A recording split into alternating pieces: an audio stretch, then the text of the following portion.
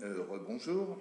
Alors, je vous disais tout à l'heure que j'essaierai de vous retrouver cet article qui parle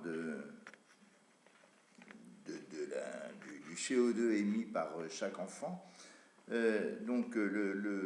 L'explication, c'est une famille américaine qui choisirait d'avoir un enfant de moins contribue à un niveau de réduction des émissions de CO2 de 50, de l'équivalent de 684 adolescents qui recycleraient leurs déchets le reste de leur vie, soit 58,6 tonnes par an.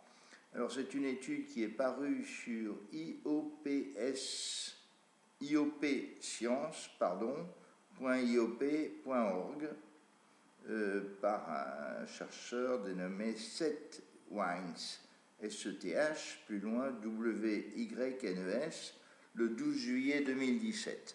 Bon, de toute façon, ce que je pense, c'est que nous n'aurons pas l'occasion de subir cet accroissement du CO2 émis, tout en sachant que si ces théories sont justes, je ne suis pas chercheur là-dessus, j'ai du mal à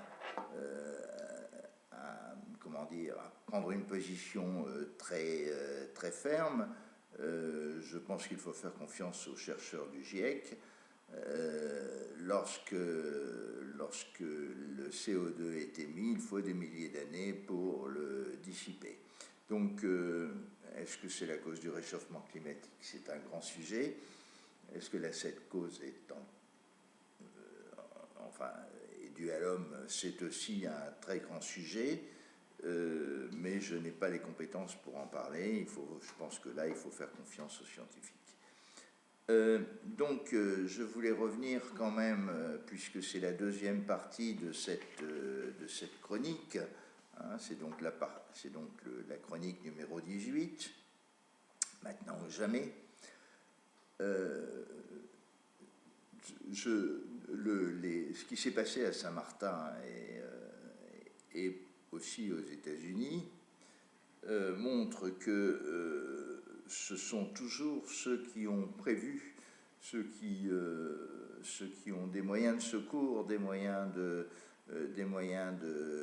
ne serait-ce que des lampes à pétrole ou autre chose, qui pourront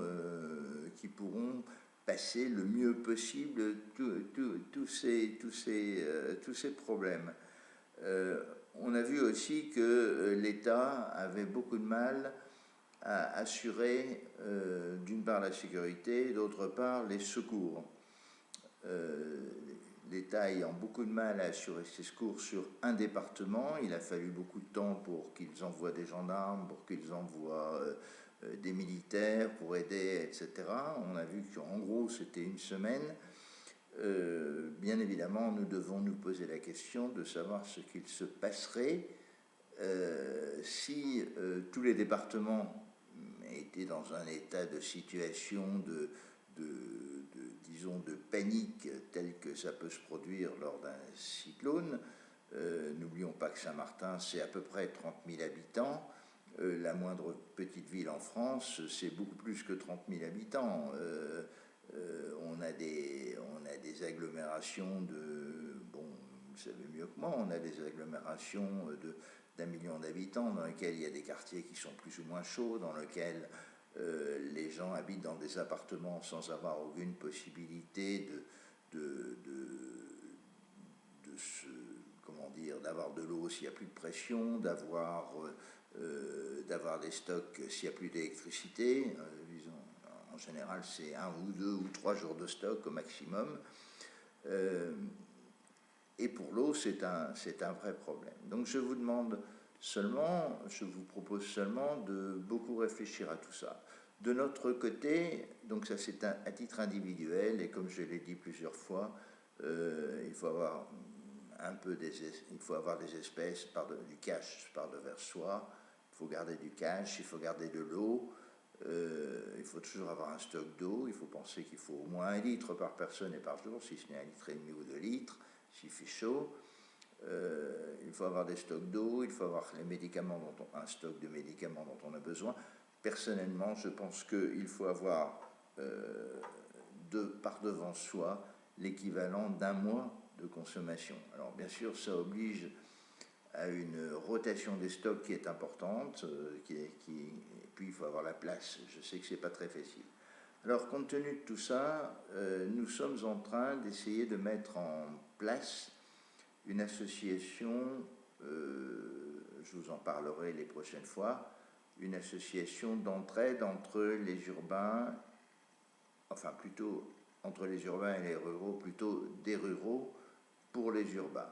Parce que les urbains seront dans des situations difficiles en ville, donc ceux qui auront prévu, avant que la situation n'empire, ceux qui auront prévu je vais dire des bases de repli à la campagne, des relations avec des ruraux qui ont de la place, des fermes, de l'eau, de la nourriture, qui ont l'habitude de vivre un petit peu en autonomie, en autarcie, qui peuvent se passer pendant beaucoup plus longtemps que les ruraux, que les urbains, pardon, les ruraux qui peuvent se passer pendant beaucoup plus longtemps que les urbains de cette civilisation dont nous sommes abreuvés, dans laquelle on peut pas, sans laquelle on n'arrive pas à vivre pour l'instant. Il faut penser que certaines villes comme Nice n'ont pas plus de 6 jours de stock de réserves alimentaires et que si l'autoroute d'accès est coupée, ben voilà, au bout de 6 jours, il n'y a plus rien dans la ville. Je ne vous parle pas des problèmes d'électricité qui feraient tomber les frigos, etc. Ça peut aller très très vite. Donc je disais que nous sommes en train d'essayer de mettre en place, je ne sais pas si nous y arriverons parce que c'est compliqué, de mettre en place une association qui, si vous voulez, dont l'idée, c'est de dire, voilà, il y a des ruraux qui ont besoin de développer leur activité, de développer des chambres d'hôtes, des gîtes, des hébergements à la ferme, etc. Il y a des urbains, des gens qui habitent dans les villes, qui ont quelques moyens qu'ils pourraient investir auprès de ces ruraux pour les aider, mais qui en échange bénéficieraient comment dire, de l'entraide et de cette possibilité que pourraient leur ramener les ruraux, de les héberger en cas de difficulté. Alors voilà, on essaye de faire ça. Ça sera sous un site internet qui s'appelle humanum.org. Vous précipitez pas dessus. Pour l'instant, on est en train de travailler dessus et je pense que notre webmestre nous a mis une page blanche. Il n'y a pas d'accès possible. Mais je vous préviendrai probablement, j'espère, le mois prochain pour vous expliquer que ce concept que nous essayons de mettre en place pour qu'il y ait des entraides proactives entre les gens des campagnes, les gens des villes, pour que ce concept puisse se mettre en place. Mais en attendant, ça n'empêche pas à titre individuel, de penser à ce que vous feriez si vous étiez dans une situation où vous n'auriez plus ni eau, ni électricité,